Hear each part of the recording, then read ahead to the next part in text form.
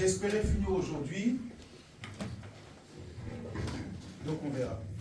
Quelqu'un dit Amen. Amen. Il y a tellement à dire sur la maturité. Je m'étais donné le mois de mars. Mais chaque jour, Dieu nous enseigne sur la maturité. Vous savez, la maturité, dans le spirituel, c'est un état qu'on doit atteindre. Alléluia. La Bible déclare que nous tendons vers la perfection. Alléluia. L'apôtre Paul dit, je tends vers la perfection. Vous savez, quand quelqu'un tend vers la perfection, en réalité, il tend vers la maturité. Amen. Alléluia. Et la maturité, c'est l'image de Jésus-Christ. C'est-à-dire que nous devons atteindre ce niveau où nous sommes semblables à Christ. Vous voyez, c'est-à-dire que lorsque l'on te voit, qu'on puisse voir Jésus-Christ. Alléluia. Lorsque tu parles, lorsque tu entreprends un projet, lorsque tu fais quelque chose, que l'on puisse voir la manifestation de Jésus-Christ. C'est ça la maturité spirituelle. Il y a différents types de maturité. Il y a la maturité humaine qui est charnelle, qui correspond à l'âge et à l'expérience de la vie. Mais quand on parle de la maturité spirituelle, eh bien, il n'y a plus d'âge. Alléluia. Mais tout dépend de la révélation, tout dépend de comment est-ce que Dieu se manifeste à toi. Alléluia. Regardez dans les Écritures, Dieu a pris très souvent les plus jeunes de chaque famille pour les établir au-dessus de la famille. Donc c'est pour dire quoi? C'est pour dire que Dieu prend David et le fait comme roi. Mais étant le plus petit de sa famille. Mais Dieu a vu en lui un caractère qui le différenciait des autres. Et le caractère qu'il avait était unique. La maturité nous rend sages et agréables à Dieu. Amen, amen. Il faut comprendre que la maturité nous rend très sages. Il y a des enfants qui parlent comme des vieillards. On se demande, mais il réfléchit comment cet enfant? Parce que Dieu l'a visité. Alléluia. Et Dieu l'a rendu mature. Dieu peut te faire traverser une circonstance qui va te faire grandir et qui va te donner même 10 ans, 15 ans de plus que ton âge. Il y a des jeunes qui ont vécu des situations et qui ne peuvent plus parler comme des enfants. Alléluia. Quand on voit des jeunes filles en Afrique qui déjà à 15 ans vont au champ, vont puiser l'eau, laver leurs frères et sœurs avant d'aller à l'école, préparer, les accompagner, aller les chercher. Mais cette jeune fille de 15 ans ne parlera pas à une jeune fille de 15 ans qui est encore en train de jouer sur la télé des jeux vidéo. Ils n'ont pas le même langage. Donc, la vie l'a rendu mature. Vous voyez? Les circonstances de la vie ont fait que son âge a accéléré en quelques jours. Mais pourtant, c'est un enfant. Mais ce qu'elle vit l'a rendu adulte. Je veux dire que la maturité n'a pas d'âge. Et dans l'esprit, il n'y a pas d'âge. Tu peux être un enfant et diriger une église où il n'y a que des adultes. Est-ce que quelqu'un me comprend? Il n'y a pas d'âge. Vous savez, j'ai tellement reçu de personnes en entretien, des gens qui peuvent même m'enfanter même peut-être 2 fois dans la vie, mais me raconter leur vie, leurs problèmes, leurs difficultés. Souvent je suis assis là et je suis gêné. Et Dieu me dit, ne sois pas gêné. Parce que souvent, quelqu'un qui peut t'enseigner la vie te raconte sa difficulté, ses problèmes et pleure devant toi. Et toi, tu vas lui imposer la main, tu vas lui parler. Mais qu'est-ce qui fait qu'il peut venir vers toi? C'est Dieu. Quelqu'un dit c'est Dieu. Sinon, qu'est-ce qu'il a à faire à venir me raconter sa vie? La maturité nous donnera la sagesse. Et souvent, on se dit, mais qu'est-ce que je peux lui dire? Mais Dieu met les mots dans nos bouches. Dis avec moi la maturité. Il faut grandir. Ne restons pas enfants. Si tu restes enfant, tu vas perdre tes grâces. Aujourd'hui, le monde se dirige avec la spiritualité. C'est plus le monde d'avant. Le monde de ce siècle est trop spirituel. La musique, c'est la spiritualité. Des gens s'en vont chercher des puissances pactisées pour que leur musique soit écoutée au niveau mondial. Et toi, tu veux avoir leur niveau, mais tu penses que c'est parce qu'ils savent trop chanter, quoi. Dans tout ce qu'on fait, il y a quelque chose qui se dégage. Alléluia. Si il n'y a pas de spiritualité dans ce que tu fais, il n'y aura pas d'impact. Il n'y a pas d'impact. Parce qu'en réalité, c'est l'esprit qui t'accompagne, qui convainc. La Bible dit que c'est l'esprit de Dieu qui convainc. Donc ça dit, je peux prêcher un message. S'il n'y a pas l'esprit, les gens sortiront vite. C'est ça, amen. Alléluia. Mais si je parle avec l'esprit, en peu de temps, des gens seront convaincus. Donc, le plus important, ce n'est pas le bruit, mais c'est ce que nous dégageons. Aujourd'hui, nous allons parler de la maturité. Vous allez comprendre quelque chose. Nous allons prendre Jacques, chapitre 3, à partir du verset 5. Jacques, chapitre 3. On va parler de certains points et je pense que Dieu va te faire du bien. Jacques, chapitre 3, à partir du verset 5.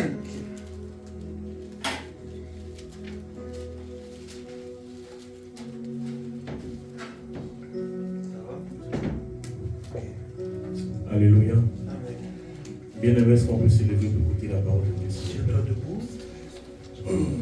Jacques chapitre 3 à partir du verset 5. 5 jusqu'au verset 12. Je lis la parole de Dieu.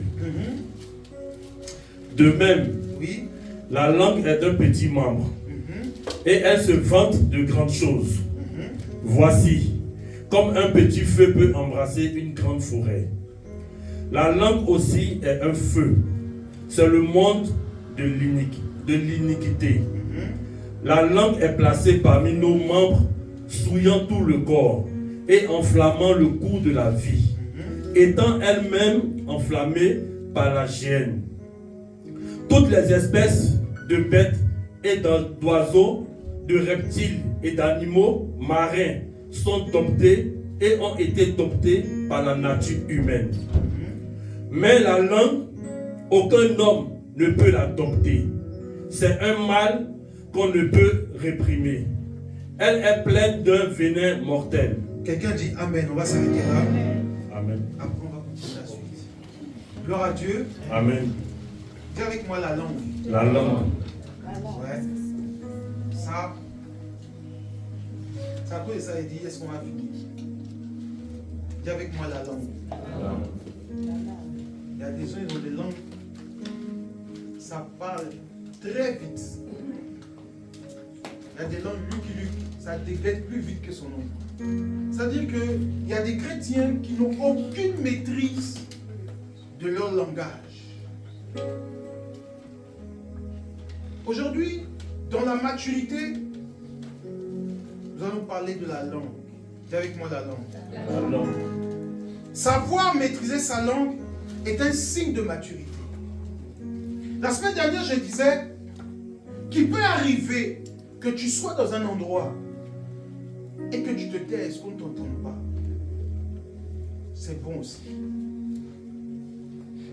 Mais partout où tu vas passer, tu parles plus que les autres. Vous savez, la Bible déclare que celui qui parle beaucoup pêche aussi beaucoup.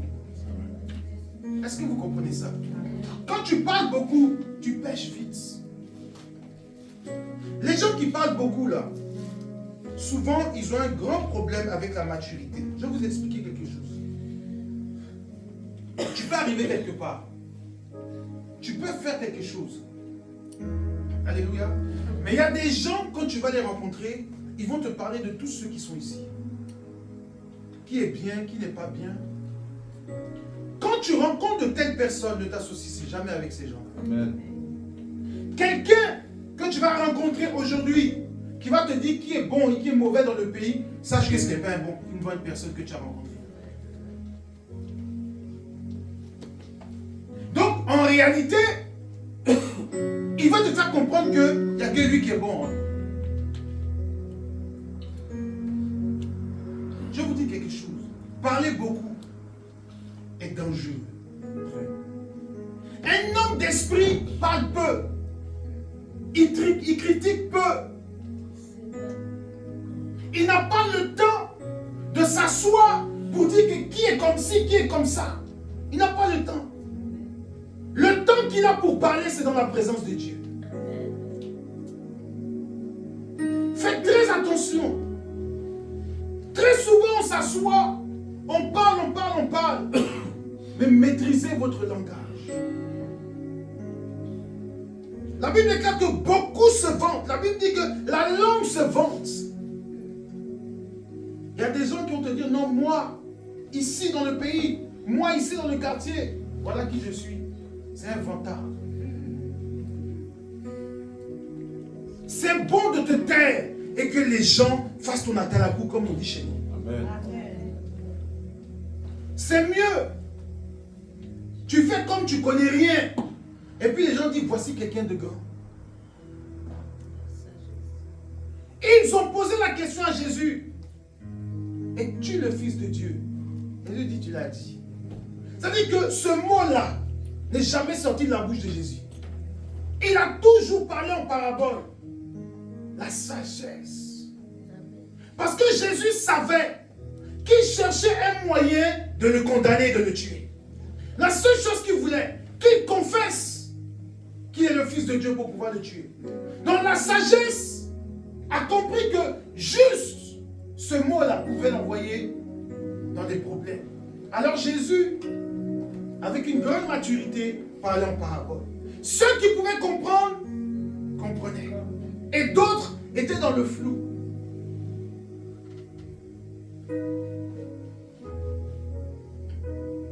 Il y en a qui ont l'argent.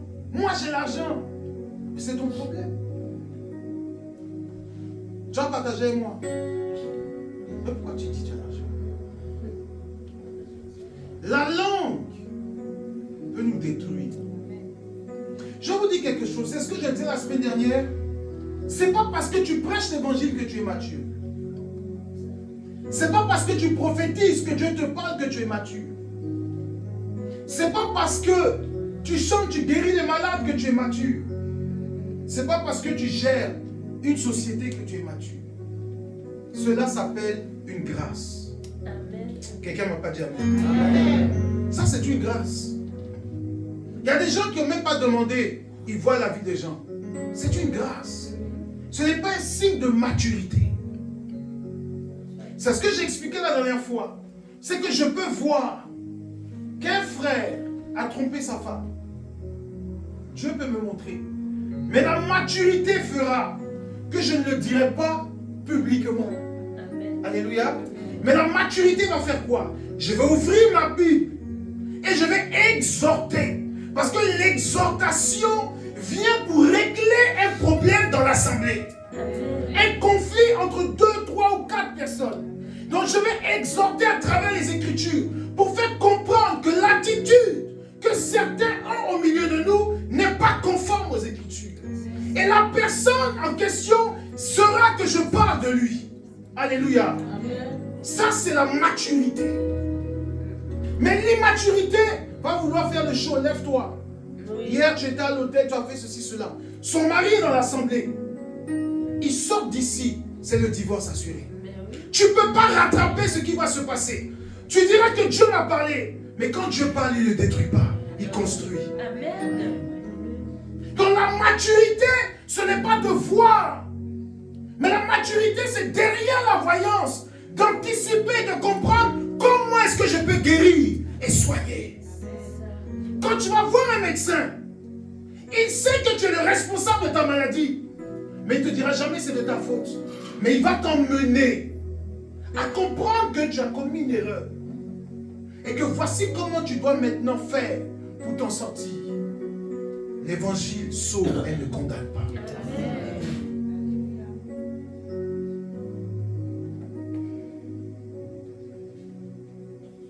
Et nous avons tendance à mépriser, calomnier, critiquer. Qu'à partir d'aujourd'hui, tu maîtrises ta langue. Amen. Regardez, au verset 9, la Bible dit, par elle, nous bénissons le Seigneur, par elle, nous maudissons les hommes faits à l'image de Dieu. Comment est-ce que ta bouche est prompte à maudire? Et comment est-ce que des heures plus tard, elle est en train de bénir? La Bible déclare, est-ce que d'une même source peut-il sortir de l'eau douce et de l'eau amère? Comprenez qu'il y a une grande confusion dans notre spiritualité. D'une même source ne peut sortir deux types d'eau. Tu parles mal et après tu prophétises.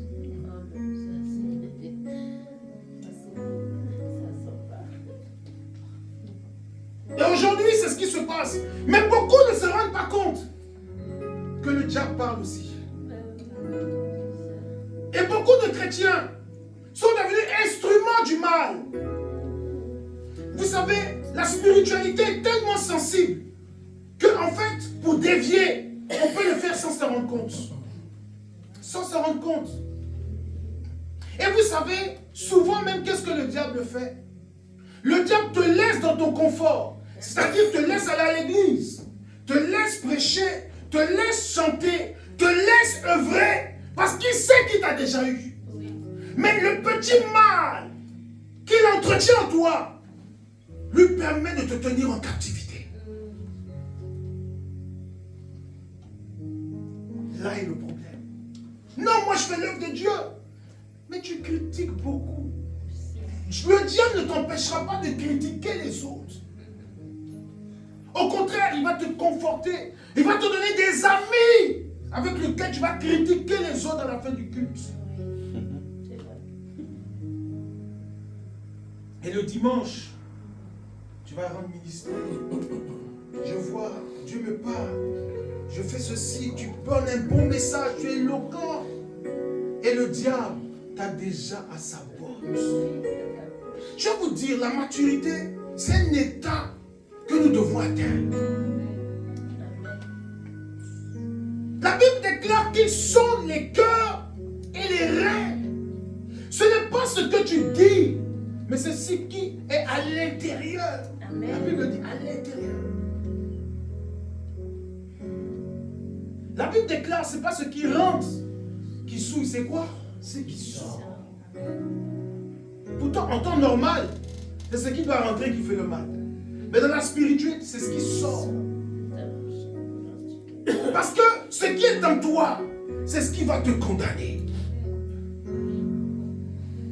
Est-ce que quelqu'un me comprend? Amen. Apprenez à avoir un langage d'enfant de Dieu. Apprenez à parler. La Bible déclare que reprenez les anciens avec quoi? Douceur. Souvent tu parles à quelqu'un qui a 10 ans de plus que toi, comme tu parles en fait à ton fils. Aucun respect. C'est un grand manque de maturité. Parce que Dieu t'utilise. Tu peux parler comme tu veux.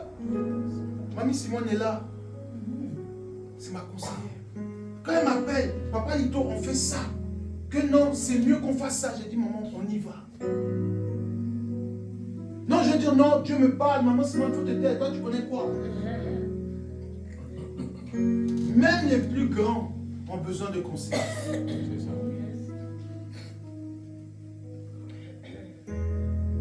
Souvent, même quand elle me dit des choses que je ne comprends pas, j'ai dit amen, je réfléchis. Elle dit voilà.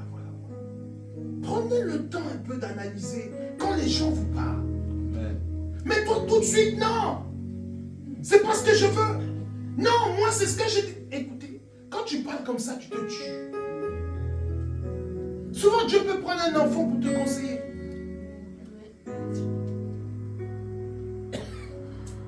Quelqu'un m'a pas dit amen. Amen.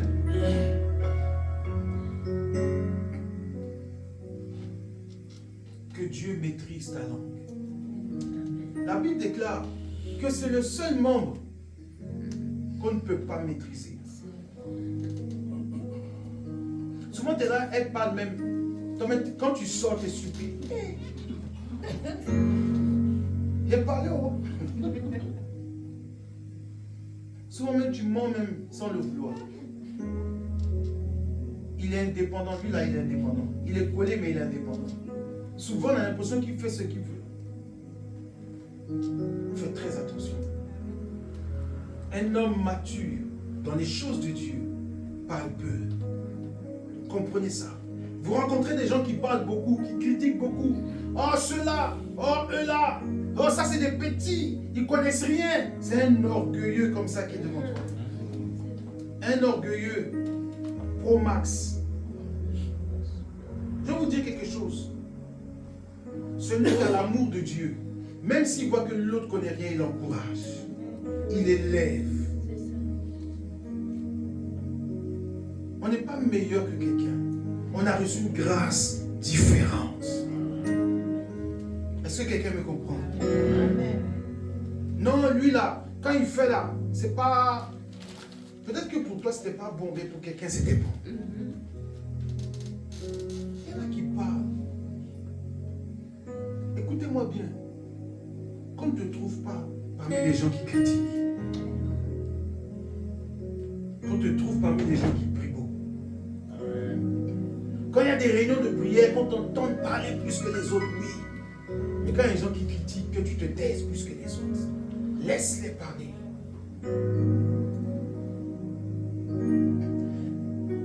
Parler, critiquer, c'est des portes que nous ouvrons. C'est ce que je vous ai expliqué. Il y a des portes qui s'ouvrent à l'ennemi. Souvent, on veut ma délivrance, ma guérison. Tout n'est pas dans Satan sort. On va prier, pousser ta tête, que les démons gesticulent. La délivrance, c'est pas ça. Quand on chasse un démon, c'est la manifestation de la puissance de Dieu. Il y a des ondes de choc qui se rencontrent dans l'esprit de la personne. Et donc la dualité fait que l'esprit qui est à l'intérieur de la personne réagit. Mais ce n'est pas la délivrance. La délivrance, c'est la compréhension du mal. Quand j'ai compris pourquoi je suis possédé, je suis délivré. Parce que maintenant, je sais comment l'esprit entre et je saurai comment l'empêcher d'entrer. C'est la délivrance, la compréhension. Voilà pourquoi la Bible déclare que mon peuple périt faute de connaissance. Parce qu'il y a des gens à qui on a chassé un démon et la semaine qui suit, ils sont revenus dans rechasser le même démon. Donc parce qu'ils n'ont pas compris comment le démon est entré, alors ils ne sont pas délivrés. Mais dès lors qu'ils ont compris que c'était le mensonge, ils ont compris que c'était l'impudicité, l'adultère, et ils s'abstiennent de ce mal. Alors l'esprit, quand il arrive, la porte est fermée. Alors il a grandi dans l'esprit et il évolue pour la gloire de Dieu. Amen. Est-ce que quelqu'un comprend ce que je dis? Amen. Je suis en train de vous enseigner. Il y a des choses qu'on ne comprend pas. Pourquoi toujours je suis au même niveau? C'est une compréhension. C'est une compréhension. Prends avec moi Proverbes chapitre 16, verset 5.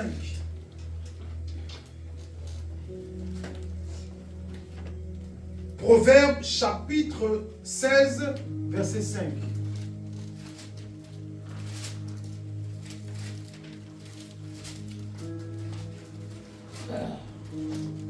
Proverbe 16, verset 5, je lis la parole de Dieu. Oui. Tout cœur hautain est en abomination à l'Éternel. Certes, il ne restera pas impuni par la bonté et par la fidélité en esprit l'iniquité. Juste le 5. Juste le 5. Tout cœur hautain est en abomination à l'Éternel. Certes, il ne restera pas impuni. Amen. Amen. Alors, ici, quand la Bible parle du cœur hautain, on parle de l'orgueil. Amen. Amen. On dit les cœurs. Amen. Tout cœur, dans d'autres versions, on parle de l'orgueil. Qui a l'orgueil dans sa version? Oui, lis-moi. Je préfère cette version. Tous ceux dont le cœur est orgueilleux. Tous ceux dont le cœur est orgueilleux font horreur à l'Éternel. Font horreur à l'Éternel. C'est certain, ils ne resteront pas impunis. C'est certain, ils ne resteront pas impunis. L'orgueil est une grande preuve d'immaturité. Quelqu'un qui ne reconnaît pas son tort, il a toujours raison.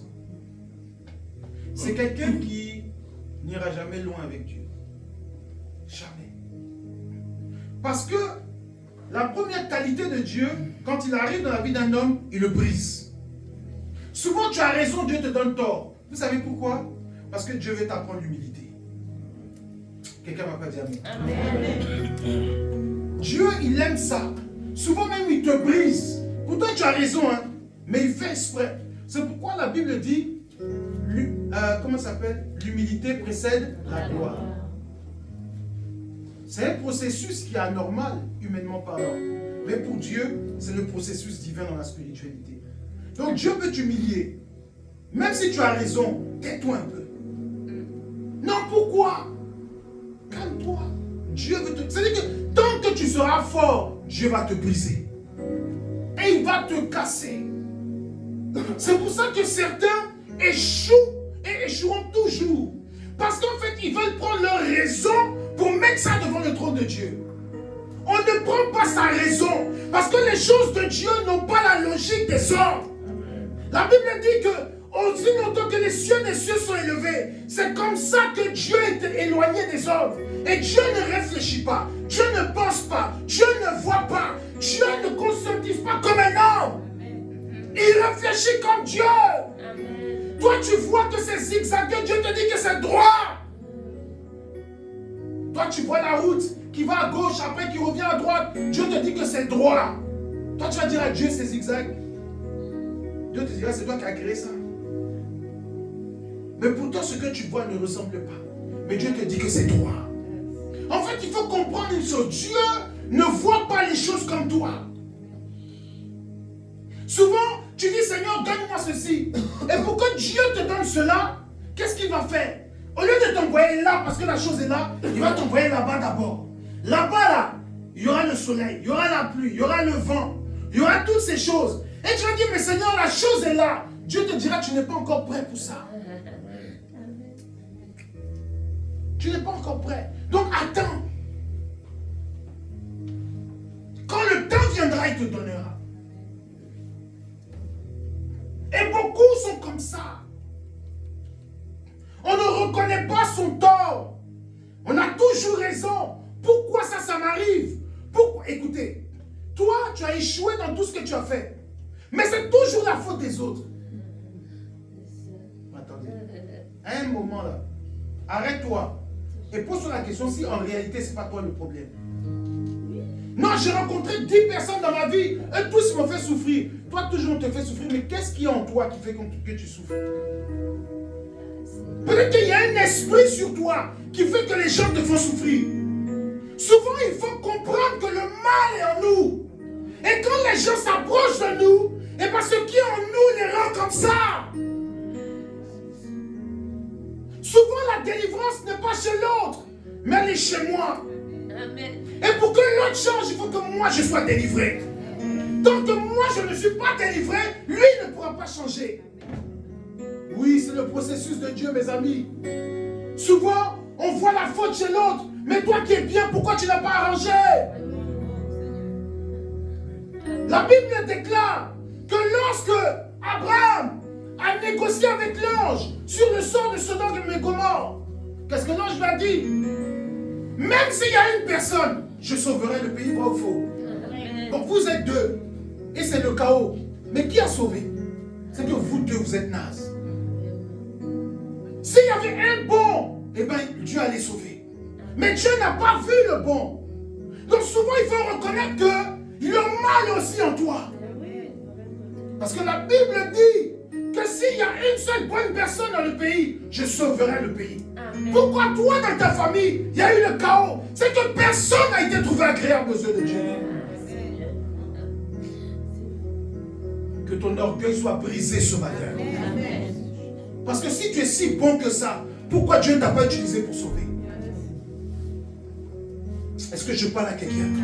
On est dans la maturité. On doit comprendre, on doit prendre conscience de l'état dans lequel on est. On doit prendre conscience. Parce que si tu ne prends pas conscience, tu vas rater ton objectif avec Dieu. Tu vas le rater. Je suis meilleur. Tu es meilleur comment? Regardez une équipe de foot. Même quand il y a le meilleur joueur dans l'équipe, quand l'équipe a perdu, on dirait qu'il a perdu ou bien. Même s'il a marqué 10 buts qu'ils ont perdu 11 à 10. Il a perdu ou il a gagné? Il a perdu. C'est tout. Il est fort mais il a perdu. C'est vrai ou faux? On a gagné la Coupe du Monde, Mbappé en finale. Il a bien joué. Juste quand même il a marqué. On dit, ah, mais vraiment c'était magnifique. Mais son nom n'est pas resté dans l'histoire. C'est le nom de Messi qui est sorti. Mais c'est Messi ce jour-là qui a gagné. Pourtant, quand tu regardes Messi, il n'a pas marqué plus de buts ce jour-là que Mbappé. Vrai ou faux? Qui a été élu meilleur joueur? Messi. Mais qui a marqué plus de buts? Mbappé. Quelqu'un m'a pas compris.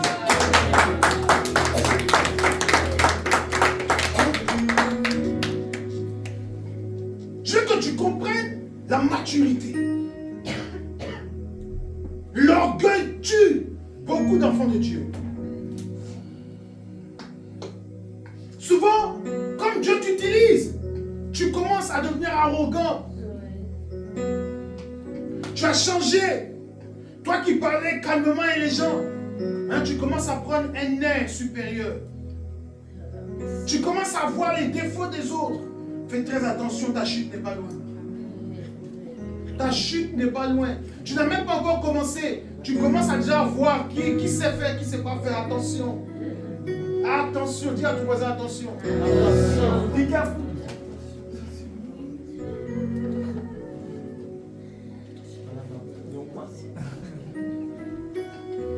Il faut se regarder soi-même.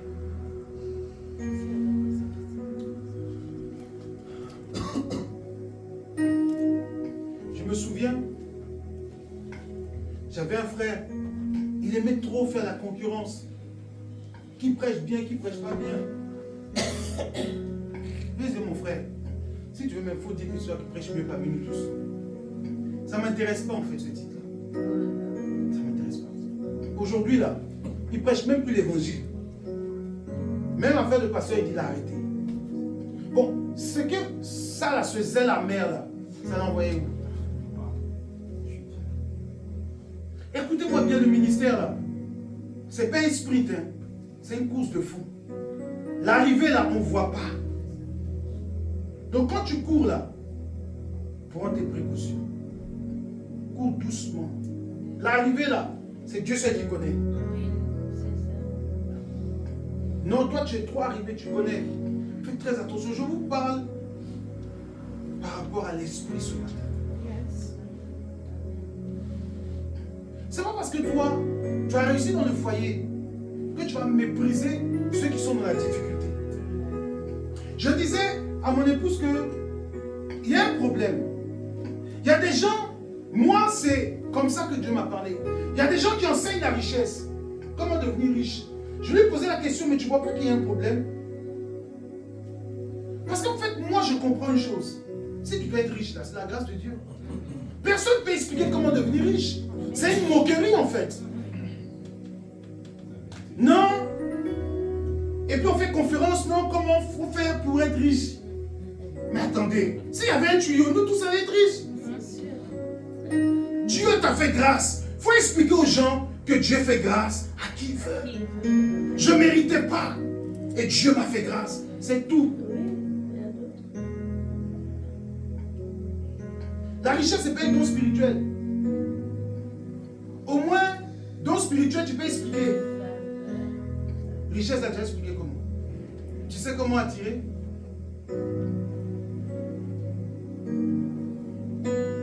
Écoutez, on peut enseigner sur le foyer pendant des années et des années. Mais si Dieu ne te donne pas cette grâce, je t'assure que tu vas avoir tous les cahiers de mariage. Tu vas échouer. En fait, je veux que tu comprennes que c'est la grâce qui nous maintient. C'est la grâce.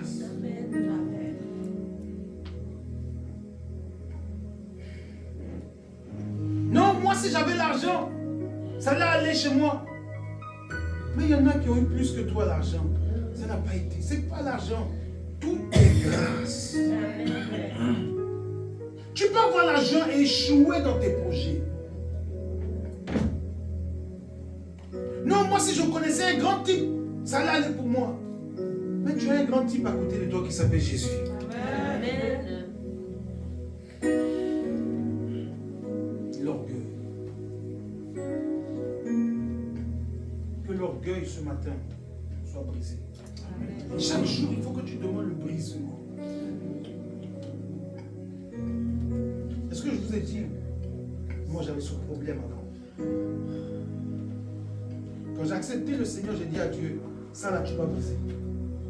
Je ne peux pas te servir avec ça. Et je priais tous les jours. Jusqu'à aujourd'hui. Même si je sens que c'est plus là. Mais je n'aime pas qu'il se réveille. Souvent, je dis que souvent il écrase. Ne revient même pas à la vie même. Quand tu connais ta faiblesse là, la maturité veut que tu puisses prendre conscience et prier pour ça. Il y a des gens, même quand ils se répandent, ils mentent à Dieu. Eux-mêmes, ils se font du mal. Tu es seul avec Dieu dans la chambre. Pour dire, Seigneur, j'ai péché, tu n'arrives pas. Ouais, toi c'est grave. Rire, mais dire, c'est vrai. Dis que j'ai eu tort là. Peut-être entre Dieu, en fait, entre toi et Dieu, il n'y a personne qui t'écoute. Mais même devant le boss là, tu ne peux pas dire la vérité.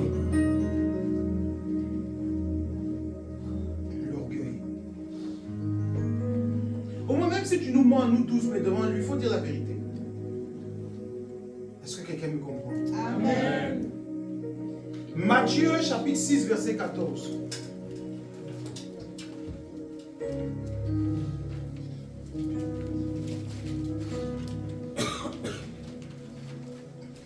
Matthieu 6, verset 14. Oui. Je lis la parole de Dieu. Si vous pardonnez aux hommes leurs offenses, votre Père Céleste vous pardonnera aussi. Quelqu'un dit Amen. Amen. La maturité. Qui arrive à pardonner ici?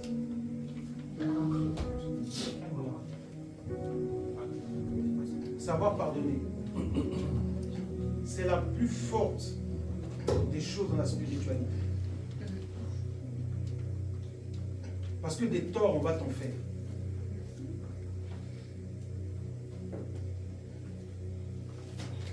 Si vous pardonnez aux hommes,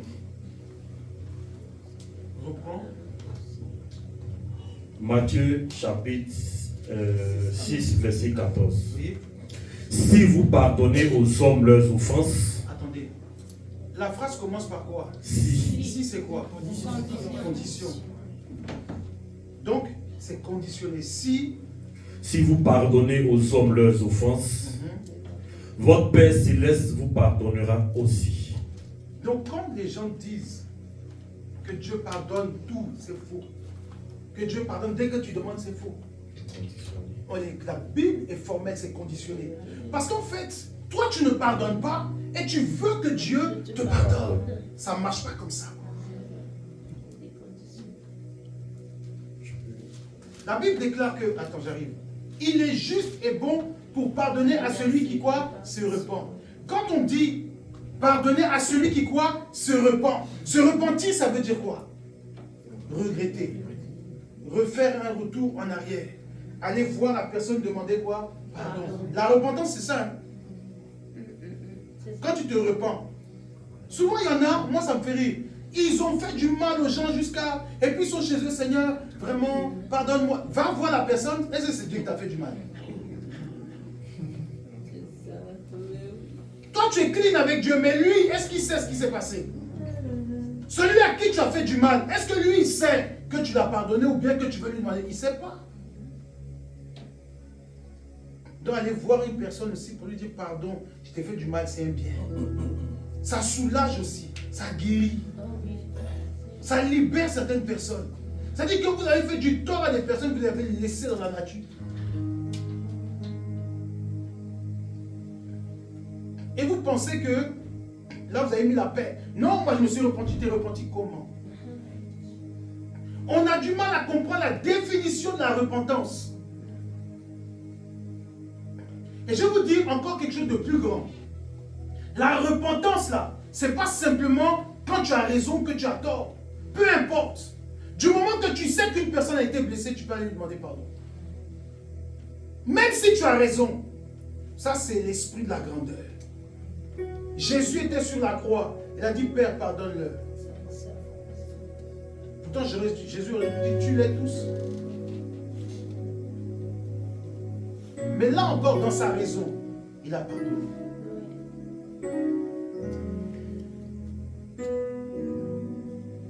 Comprenez que dans la maturité, Dieu nous emmène à aller vers les autres.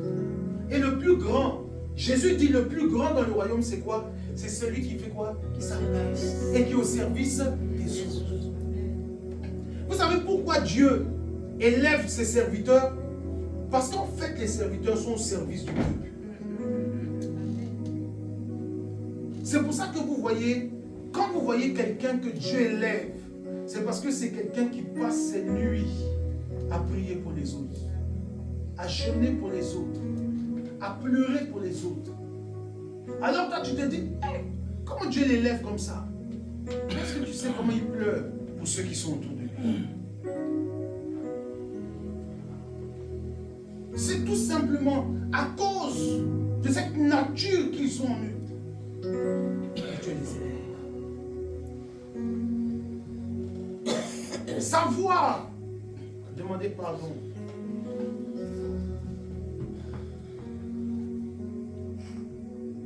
Si tu es mature, tu sauras que la guerre a une fin. Quelqu'un ne m'a pas dit amen. Amen.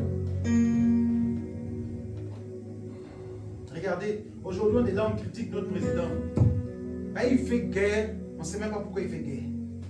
C'est-à-dire que lui, son orgueil, là, ça le fatigue. Il faut qu'il fasse tomber le monsieur là. C'est-à-dire que si le monsieur qui est assis en Russie là, il n'est pas tombé, lui là, il ne reste pas tranquille. C'est-à-dire qu'il faut qu'on dise que lui, il a vaincu le monsieur. C'est ça qui le fatigue. Sinon, cette guerre-là était déjà réglée. Les États-Unis étaient en train de gérer le mouvement. Le gars s'est calmé, lui est parti donner arme à l'autre. Vas-y. Parce que ce n'est pas lui qui a mis la paix, donc il ne faut pas que ça s'arrête. Attendez. Est-ce que le bien doit forcément passer par toi?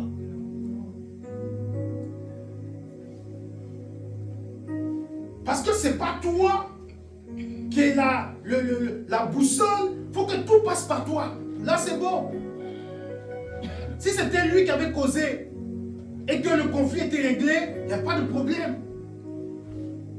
Mais comme ce n'est pas passé par lui, beaucoup sont comme ça.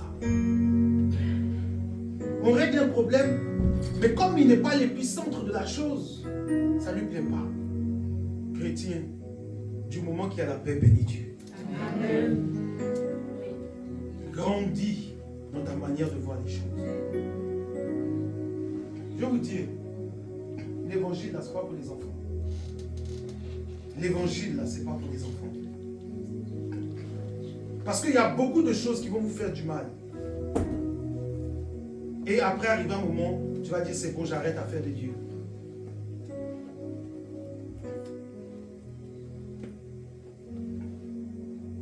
L'évangile, c'est la compréhension de la spiritualité. Il y a des choses qui vont venir à toi sans même que tu le pries. Vous savez pourquoi? Parce que tu auras compris le fonctionnement divin. C'est pour cela que la Bible déclare que l'obéissance vaut mieux que le sacrifice. Il y a des gens qui jeûnent beaucoup pour obtenir des choses.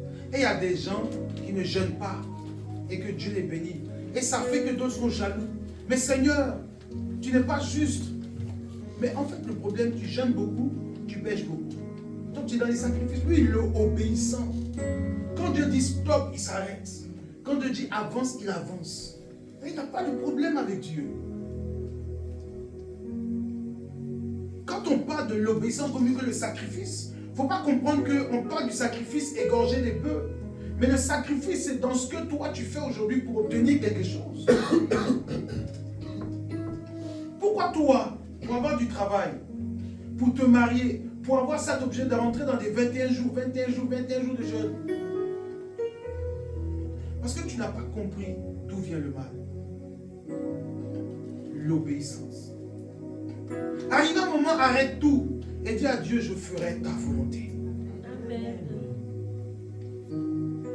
Arrête. Ne cherche pas à savoir, j'ai raison, j'ai pas raison, j'ai la foi, j'ai écouté. Arrive un moment, stop. Seigneur, que ta volonté soit faite. Je ne lutte plus.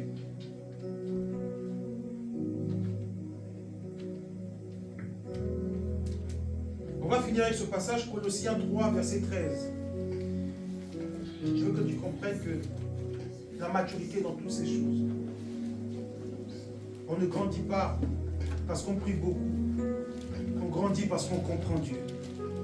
Alléluia. Amen. Tant que tu n'as pas compris, tu seras dans le même combat. Mais lorsque tu comprendras les choses, tu sortiras de ce combat. Oui, 3 verset 13.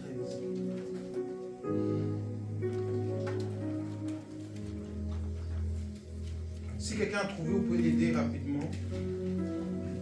Colossiens 3, 13. Oui. Supportez-vous les uns les autres Supportez-vous les uns les autres et faites-vous grâce. et faites-vous quoi? Grâce. Oui, vas-y. Si quelqu'un se plaint d'un autre, comme le Seigneur vous a fait grâce, vous aussi faites de même. Amen. Amen. Quelqu'un dit Amen. La Bible dit supportez-vous. Ça, c'est une maturité aussi que j'admire. Non, moi, j'aime pas telle personne.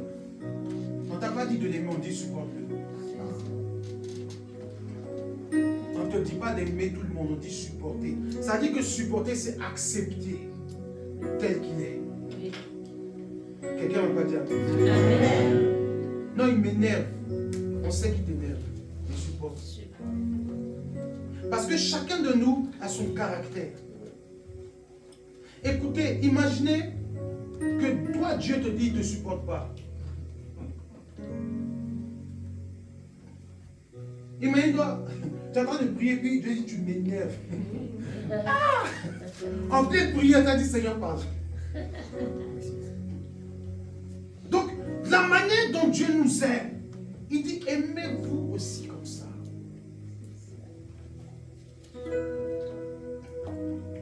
Ça veut dire que même étant dans l'église, on ne fait pas d'effort interne. Pourtant, cet effort-là, tu arrives à le fournir sur ton lieu de travail. Tu arrives à travailler, collaborer avec quelqu'un que tu ne supportes pas. À cause de combien? 1500 €. Mais pour ce qui te donne la vie, tu ne peux pas. Vous voyez comment la maturité spirituelle est différente de la maturité du monde. À cause de 2000 €, ton patron t'insulte. Oui. Et pas un mauvais patron. Il te parle mal. Ton autorité spirituelle va te dire quelque chose, tu es frustré, tu quittes l'église. Grandis, dis à ton voisin, grandis. Celui à cause de 2000 €, il t'insulte bien. Et puis on a des patrons qui parlent mal. Hein? Ah, on en a dit très mal. Amen. Mais on est là-bas. On tient ferme. Souvent même, on se console, on se dit, c'est qui est sûr, moi il doit payer mes factures, donc il n'a qu'à faire ce qu'il veut. Mais quand tu viens à l'église, dis aussi, Dieu, c'est qui est sûr, moi je te sais, ils n'ont qu'à faire ce qu'ils veulent. Pourquoi tu ne fais pas ça aussi pour Dieu? Ça veut dire que tu arrives à être fort comme ça pour 2000 €.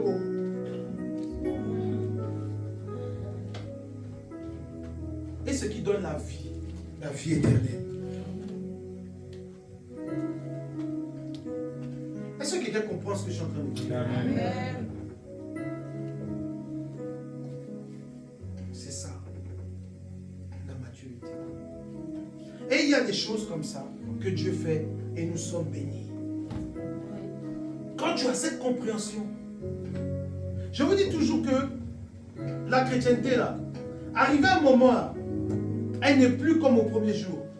Parce que tu te rends compte qu'il y a beaucoup de choses qui viennent en ligne de compte, des facteurs, des choses. Tu te dis, mais parce que Dieu dit tu grandis, il est l'heure que tu comprennes ces choses. Est-ce que je disais qu'on a commencé tous en tant qu'enfants spirituels, on n'était pas matures. Ça veut dire que quand on ne prie même pas même, Dieu dit tiens. Tu arrives à l'église aujourd'hui, tu rends témoignage, hey, Dieu est bon. Et ça, il dit, il t'appelle, viens. Il dit, mais non, l'affaire de Jésus là, c'est tout bien. C'est que tu prêches partout. Et puis arrivé un moment, plus rien. Tu pries même, on dirait, il n'y a rien. Pourquoi? Parce que Dieu dit maintenant, tu n'es plus un enfant. Toi-même, tu dois travailler pour avoir. De la même manière que ton enfant grandit, que tu ne lui donnes plus les choses comme auparavant. Quand nous rentrons dans la maturité avec Dieu, Dieu ne nous donne plus les choses comme ça. Mais Dieu maintenant il conditionne. Il dit maintenant que tu comprends ce qui est bon de ce qui est mauvais, fais le choix. Je vais finir avec cette chose. Vous allez comprendre. Je vous ai dit que Adam et Ève, quand ils étaient dans le jardin, comment ils étaient? Non. Ils étaient à quel état? Enfants. Adam et Ève n'étaient pas des hommes matures. C'était des enfants. Pourquoi c'était des enfants? Parce qu'en fait, ils ne savaient pas qu'ils étaient nus. Quand ils ont mangé, ils ont su qu'ils étaient nus. Donc, le fruit de la connaissance, c'est ça qui fait grandir. Donc, quand quelqu'un a la connaissance, c'est à ce moment qu'il grandit. Donc, Dieu voulait maintenir Adam et Ève à un stade d'enfant pour pouvoir les couvrir. C'est pour ça qu'il leur a dit, ne touchez pas. Mais quand ils ont touché, maintenant, les choses ont changé. C'est à eux de livrer bataille. Aussi longtemps que tu es enfant, Dieu te prend en charge. Adam et Ève étaient dans le jardin, ils étaient nus et ils n'en avaient point honte. De la même manière qu'aujourd'hui, là, tu peux mettre un bébé de 2 ans, il va se promener ici nu, il va jouer, il va crier, tu vas voir ses fesses, tu vas tout voir. Même il peut se mettre là, faire pipi, parce qu'il est enfant. Mais toi, si tu te mets là nu tout de suite là, ça va être un scandale. Ça veut dire quoi? Ça veut dire qu'en fait, que quand on commence à grandir, il y a des choses que Dieu ne cautionnera plus. Tu sais ce qui est bon, tu sais ce qui est mauvais. Alors, marche comme un homme mature. Je vais vous dire une chose. Pour clôturer, comment devenir mature? Parce qu'on a parlé de ces choses. Mais la seule chose qui donne la maturité, c'est quoi? Qu'est-ce qui nous rend mature? La sagesse, oui, mais... La connaissance? Oui. L'expérience. Bon. Quel est l'esprit, si vous préférez? Le Saint-Esprit. C'est tout.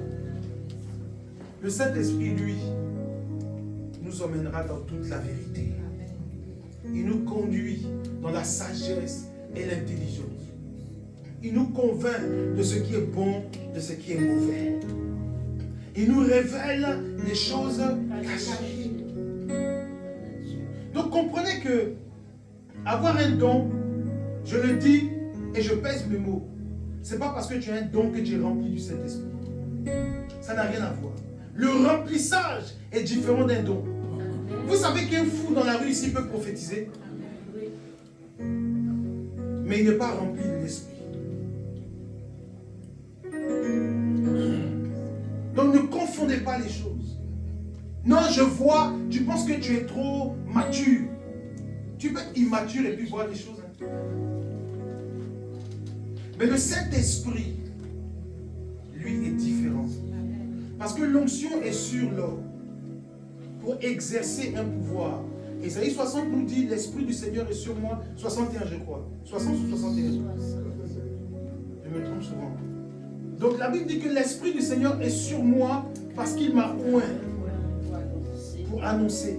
Donc l'onction, quand elle vient sur nous, c'est pour exercer un pouvoir. Hein? 61. C'est pour exercer un pouvoir et un travail. Mais quand la Bible parle du Saint-Esprit, qu'est-ce que la Bible dit? Qu'il vit où? En moi. L'apôtre Paul dit, si je vis, ce n'est plus moi qui vis, c'est Christ qui vit en moi. Il dit, ce qui veut dire que quand je marche, ce n'est pas moi qui marche, c'est Christ qui marche en moi. Quand je parle, ce n'est pas moi qui parle, c'est Christ qui parle en moi. Donc, regardez quelqu'un qui est rempli du Saint-Esprit, quand il parle, ça fait du bien. Ça corrige, ça instruit. Ça ne divise pas, ça ne fait pas du mal. Le Saint-Esprit. Je prie que cette présence spectaculaire du Saint-Esprit nous environne. Qu'elle nous habite et qu'elle nous anime. Recherchez le Saint-Esprit afin de canaliser votre vie dans la présence de Dieu.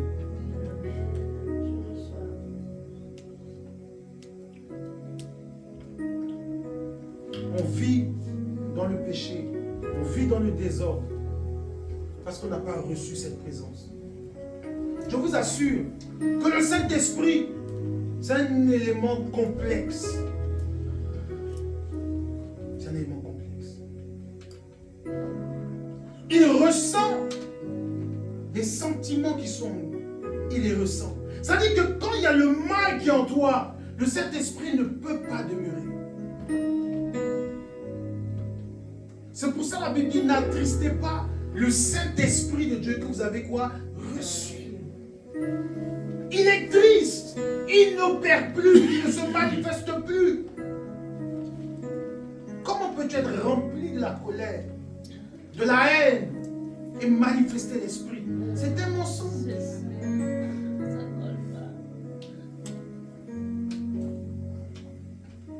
Demande que le Saint-Esprit te libère.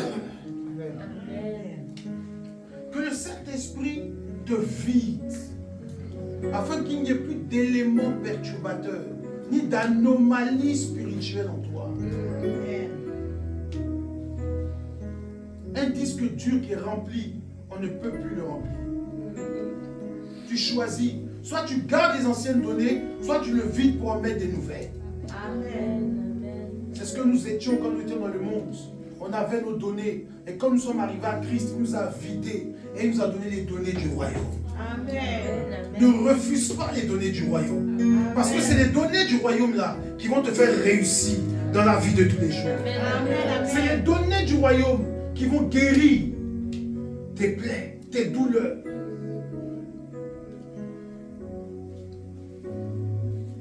J'aime le Saint-Esprit. Vous savez, quand on a le Saint-Esprit, la première des choses qu'il fait, c'est qu'il nous donne la paix. Amen. Donc, pose-toi la question, est-ce que tu es en paix?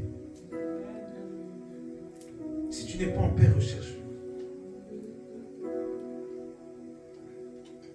Paul a dit, guéris-moi. Jésus lui a dit, ma grâce, je suis déjà en toi. Cette maladie-là, elle peut faire quoi?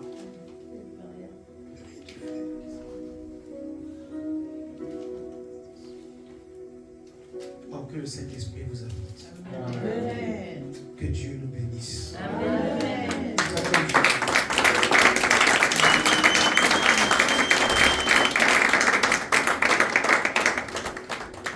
Tiens-toi debout.